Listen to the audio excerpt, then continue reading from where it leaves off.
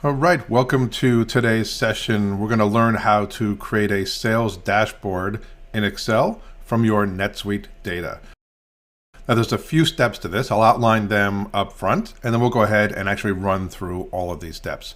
So the first thing we're going to do is create a save search in NetSuite, and that's going to be our source for the Excel file. Second, we're going to create an Excel file, and we're going to load CloudExtend Excel Analytics for NetSuite, and we're going to show how you can set that search on a schedule, so we'll update automatically and refresh in the background.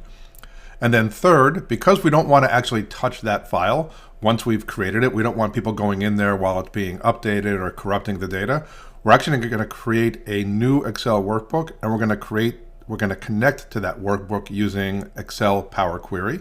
And then finally, we're going to create the pivot tables and charts that we want to use on our dashboard.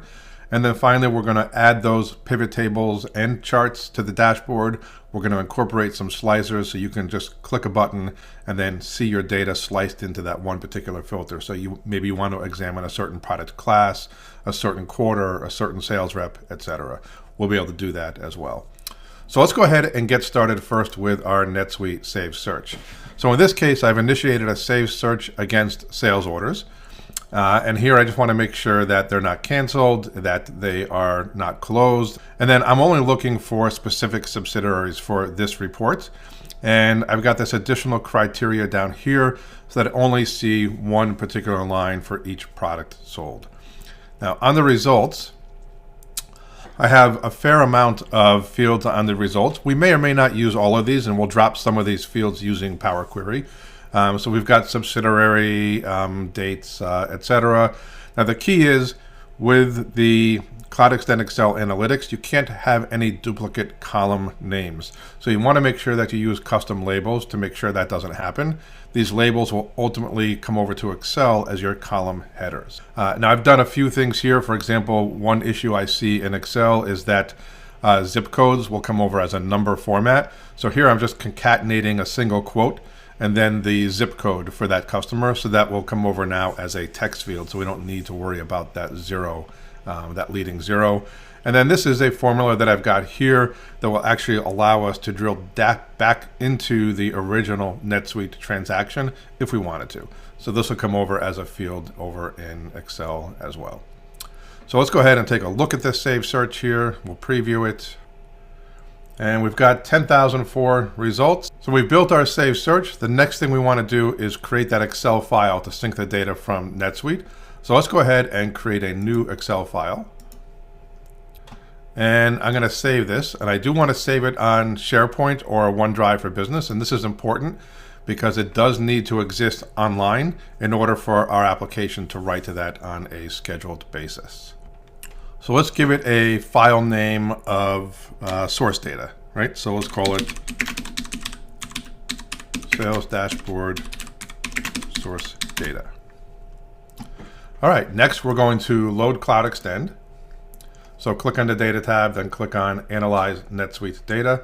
Now I'm already logged in. If you weren't logged in, you would click on Login. That would appear down here. So now I need to connect to that save search in NetSuite and bring it into Excel as the base for my report. So I'm going to go ahead and click on Start from Scratch.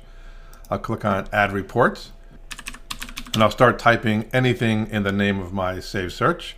So this was the name of my save search, was Sales Orders Regional. I'll go ahead and click on Add, and then Next. Now I'm not actually going to put this one on a schedule, but I'll show you how to do it. So here I could schedule this to run, say, every day at a particular time. And then I could click Add, and then this file will just get updated every day at 11:51 a.m. with the most recent data from the save search. I'm going to skip that for now. And I can preview my data just to make sure that this is the data I want to see. Okay, so here's the data that I want to see. So this looks good, no issues there. I'll go ahead and close this, and now I'm going to click on Create. And this is going to bring in all 10,004 rows. And also keep in mind that when you run this in the background, speed's not necessarily a concern. But even here, you'll see that all 10,000 rows are going to come in roughly probably 20 seconds or so, somewhere in that range.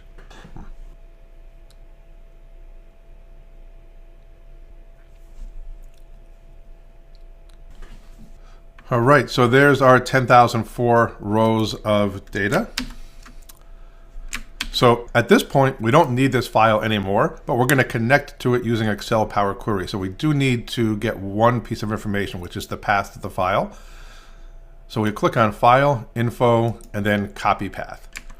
Now we can go ahead and actually close this document. And I'm going to open a new document. And I'm going to save this in the same location. And we'll call this Sales Dashboard.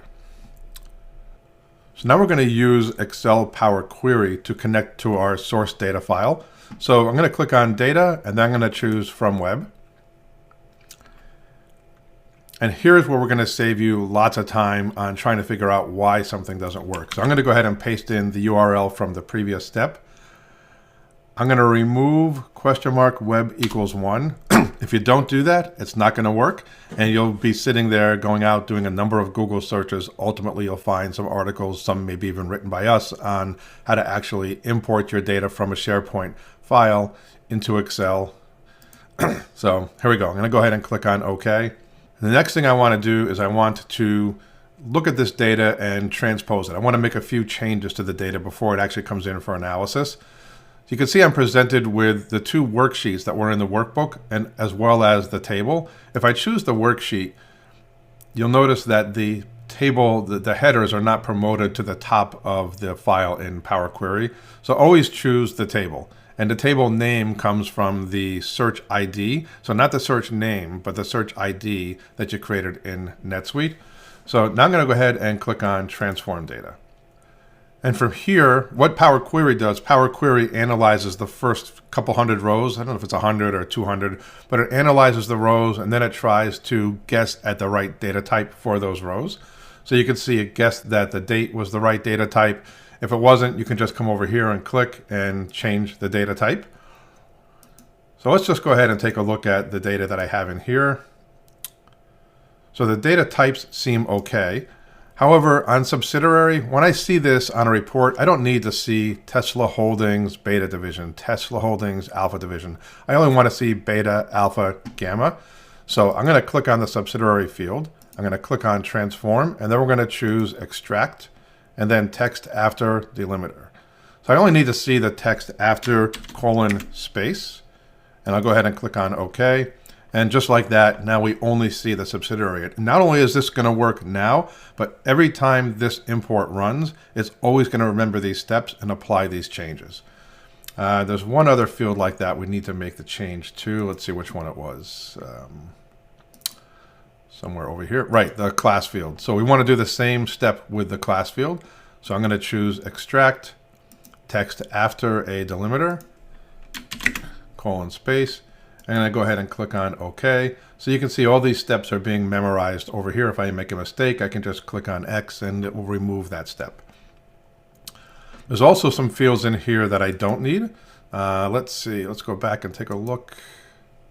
All right, so we don't need the due date field. And we also don't need all of these ID fields. So I'm just going to Control click. And now I'm going to right click and I'm going to say Remove Columns. So now those columns will also be removed from my analysis file that we're actually going to work with in Excel. Something else we need to do is we also want to set this building zip code to text so that it does come in as a text, and those leading zeros will get picked up when we ultimately bring this in. So now I'm going to go ahead. I'm done transforming the data. I'm going to click Close and Load To. Now, just so you can see the results of the data, I'm actually going to choose to load the data as a table. I'm also going to add this to the data model. Now, by choosing to load it as a table, it is going to take up some more memory than it would if I didn't. Typically, you would choose load as a pivot table report if you were going to build a dashboard. And you could then have millions of rows. File size isn't an issue. But because we want to see what this data looks like, just for illustration purposes, I'm going to go ahead and create a table. And you can see here now it's going out, it's bringing in that data, it's transforming all the rows.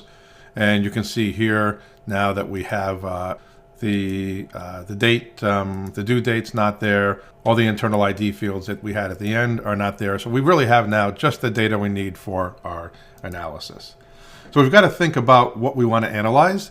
For a typical sales dashboard, I think we'd want to see, sales over some time measurement, sales by rep, maybe by top 10 customers, by division or subsidiary, by state maybe, so geographic regions, by product classification.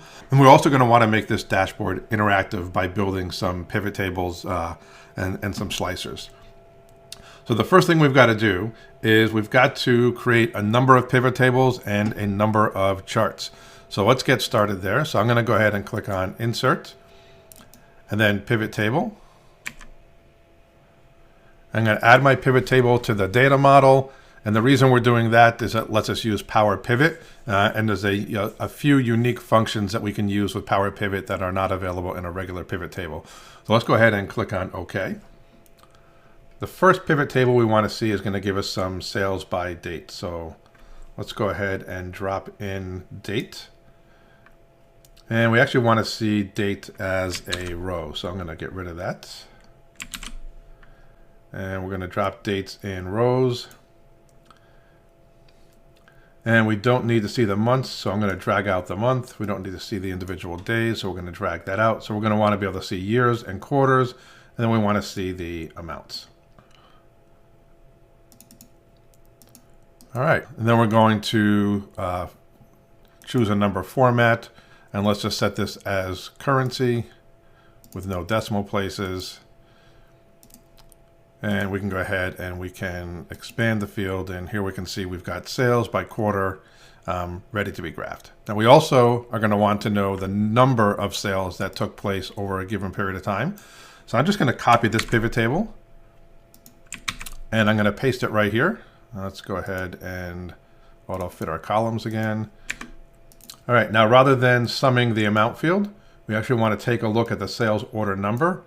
And this is going to be a count of the sales order number. Now, this is where we want to use one of those unique functions of Power Pivot. So the numbers are going to look the same because in my demo data set, there's only one line for each sales order. However, this could be misrepresented. We want to only count unique sales order numbers. So if I click on Value Field Settings and scroll down here, because we're using Power Pivot, we can now count the distinct number of sales orders. So let's just do a little bit of cleanup here. Let's call this year, call this date, call this amount, and then we'll do the same thing here. Year, date, and let's call this total. Okay, got it. Now for our dashboard, we are going to need a chart. So for each of the pivot tables that we add, we're also going to add a chart. So here I'm just going to click on I'm going to click on more column charts here. And then I have some templates that I've already created for the type of charts that I use for my dashboard. So I'm going to go ahead and click on this particular chart. And now I'm going to click on OK. So that's bringing in a chart here that I'm going to add to the dashboard a little bit later on. Now there's going to be a calculation that I use later that's going to rely on, we want to put a kind of a card that shows the total revenue, the total number of transactions, and then the average revenue per transaction. So in order to do that, I'm actually going to just create a field here that points to the grand total. And now I need to give this a name. Actually, let's format it as well. Let's format this as currency with no decimal places. Okay, got it. And now let's give this a name. So this will be total sales amount. And we're going to do the same thing with the total here. So then total number of sales. And let's format this as a number with commas. And let's give this a name, total number of sales. And then we have our average sales amount, which is just simply total sales divided by the number of sales. Okay, got it. Let's just copy this format and paste it here. And let's just give this a name, average sale amount. Okay, good. So now we've got the data that we need for our pivot table. One thing we should do, we should name our pivot tables. Forgot to do that. So let's call this pivot sales by date. And we're going to name this pivot table pivot. Let's call it sales quantity. Okay, let's see, what else do we need to do here? Let's just give this sheet a name, so as we add more sheets, we'll know where to come back to. So let's just call this pivot sales by date. Okay, got it. So I'm going to just copy this pivot table, and I'm going to create a new sheet. I'm going to paste that pivot table here. And the next thing we want to do is look at sales by customer. So rather than looking at year and date, we're going to get rid of those. And we're just going to drop in customer name in the rows. And in this case, we want to see amount. And let's give this a number format, currency. All right, and let's just fix this. So let's insert a chart for our customer analysis. So I'm going to come here. I'm just going to go to more column charts again, go to my templates, and in this case, I want to choose a vertical bar chart. I'll go ahead and click on OK. Now that's way too busy. What we want to do is actually create a top 10 chart. So I'm going to come over here, and I'm just going to choose top 10. So we're looking at the top 10 by amount. Now our chart makes a little more sense, and what we want to do here is we want to see the customers with the highest revenue first. We're going to do something that seems a little backwards, but we're going to say sort, and we're going to choose smallest to largest, and that shows up inversely on our chart right here. So now we've got a list of our top 10 customers. Again, this is over all time. Later, we're going to add a slicer so we can see this in a more granular level. So let's give this pivot table a name, sales by customer, pivot. All right, now let's copy this pivot table to a new sheet. And now we're going to want to look at sales by class. So we're going to remove the customer name, and we're going to add in class. Here's class right here. So we'll add class as rows. And okay, so we're going to insert another vertical bar chart here. Again, to go with the formatting that I already have and save a little bit of time, let's go ahead and choose my template, and we will choose the vertical bar chart. And let's sort again in ascending order, smallest to largest. The inverse shows up here. Give our pivot table a name. The reason it's important to name our pivot tables is that later on when we add our slicers, we're going to associate them with multiple pivot tables. So rather than seeing pivot table 1, pivot table 2, etc., it'll make it a lot easier to associate them with the right pivot tables. Now this seems like a lot of work. It is, but keep in mind that this is a one-time process. After this, your dashboard is set. It's automatic. So I'm going to go ahead now. Let's just copy the pivot table we just created. And we're going to remove class. And now we want to see the subsidiary. So I'm going to drop in the subsidiary. And in this case, we're going to use a donut chart for this analysis. So let's go ahead and drop in a donut chart. So insert, again, I can click on any chart and go to templates. And here's a donut chart. All right, let's just move these around a little bit, put them out here. Okay, got it. And you can play around with the formatting, etc. Let's go ahead and save this chart, or save this pivot table.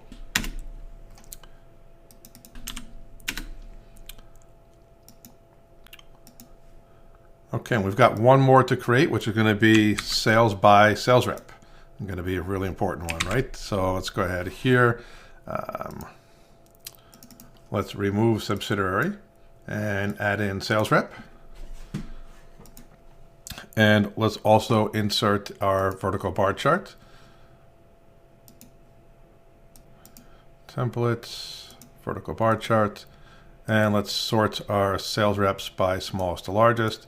Let's give this table a name, sales by rep. Okay, good. So we have almost everything we need to create our dashboard. Let's go ahead and create an empty sheet. Let's call this sheet dashboard. And now it's just going to be a process of going one at a time. So let's copy this to our dashboard.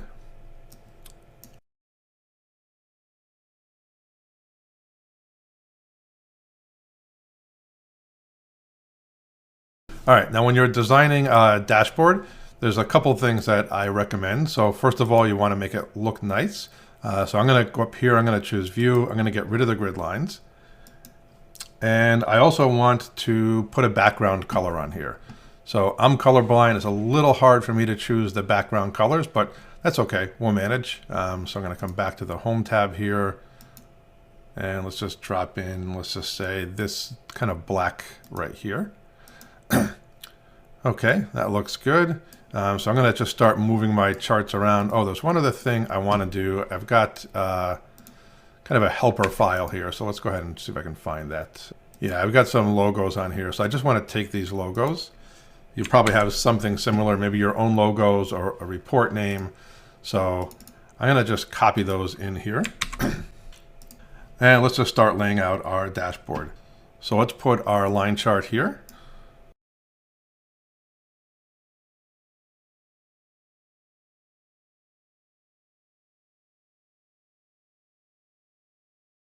Our sales here as well, sales by class.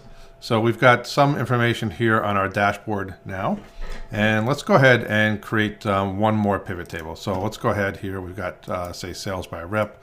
Let's just copy this pivot table. Sorry, guys, we're going to make one more. But this is pretty cool, actually. So we're going to get rid of sales rep, and we're going to drop in billing state. So let's just call this state.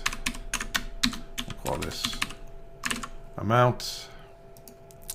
And let's just auto fit the column width here.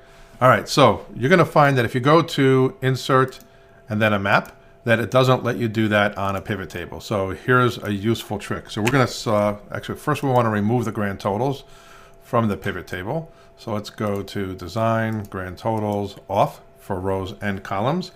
And now we're going to copy the entire pivot table. And we're temporarily just going to paste it here. I'm going to do paste special as values. And now we're going to insert our map.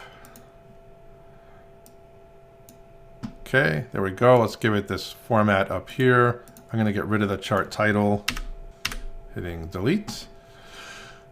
Okay, now since the chart is selected, we're going to go to chart design and we're going to go to select data. And here we're going to go back now and select our entire pivot table.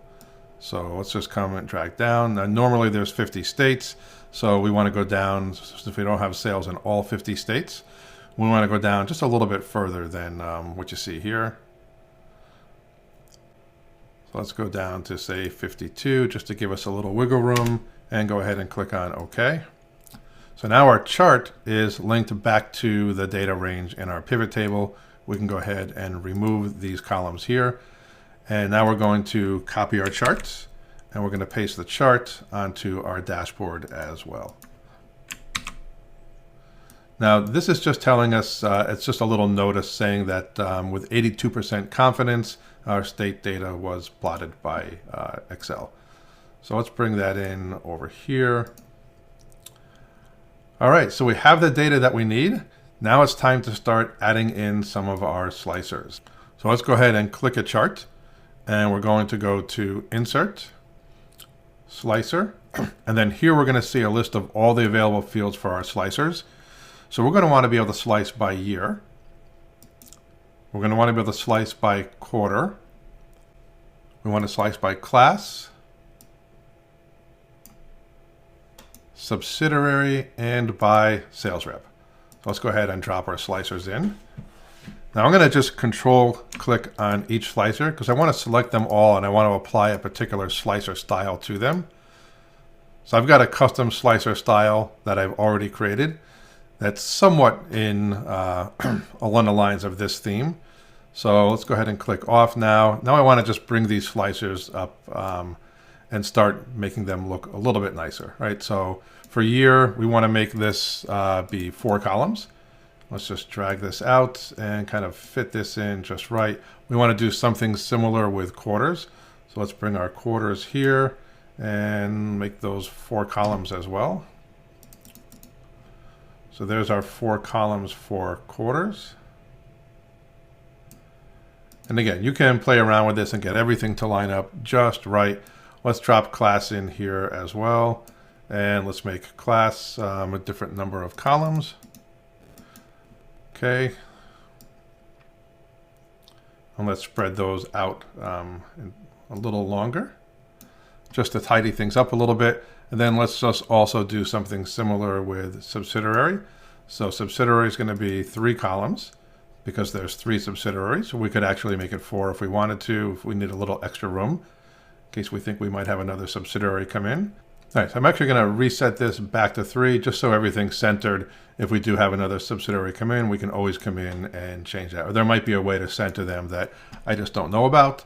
And then finally, we want to do something similar with sales rep. So let's drag this out over here, set the number of columns. Okay, drag this up. That looks okay. I'm actually going to group my subsidiaries, so it makes it easier to move them around. And let's go ahead and put our slicers in, let's say right about there. And let's drag our map underneath there. Now we're almost done. One of the things I like to do to differentiate this slicer area is just put a shape behind it. So let's take a square shape and let's just drag it out like this. We can always move it around in a second. All right, so let's give that shape a color. So we want to make it somewhat black, but we also want it to be a little lighter. So let's go ahead with this color here. And I'm going to just type in slicer options. Okay, and let's make this bold. Let's make it white. And let's center it. Make it a little bit bigger. Now let's send this to the back. Okay, so now we've got an area that holds our slicers. Kind of makes my grouping look a little bit funny here. Let's ungroup just for a second. And tidy these up a little bit.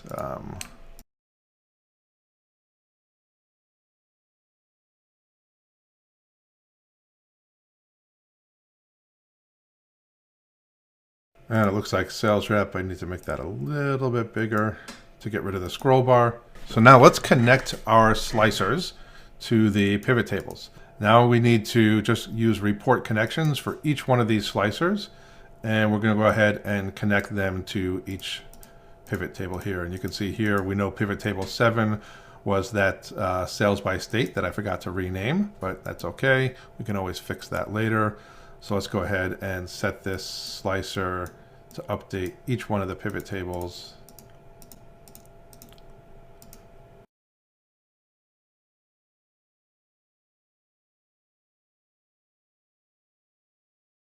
All right, so now if we filter on 2022, we can see the top sales reps for 2022, the top 10 customers for 2022. We can look and we can scroll down and we can see the sales by class for 2022, sales by region. We can even look here and we can see that, say, Pennsylvania and South Dakota were the highest states. So let's get rid of 2022. There's a lot of other ways you can slice this if you want to see, say, electronic sales over a period of time. Just click on electronics.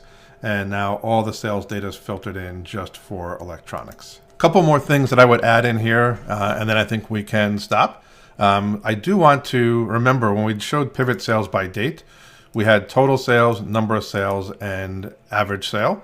So let's go ahead and bring these in and make them, available at the top of our dashboard here.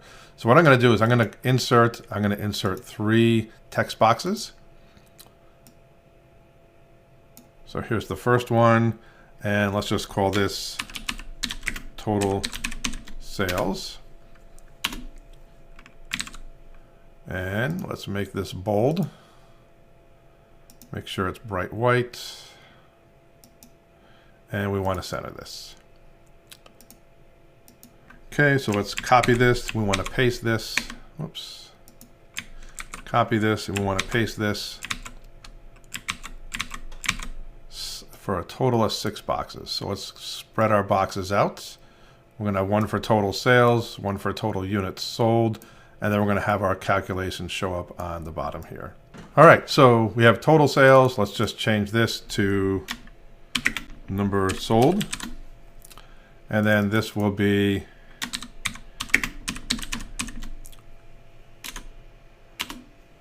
average sale.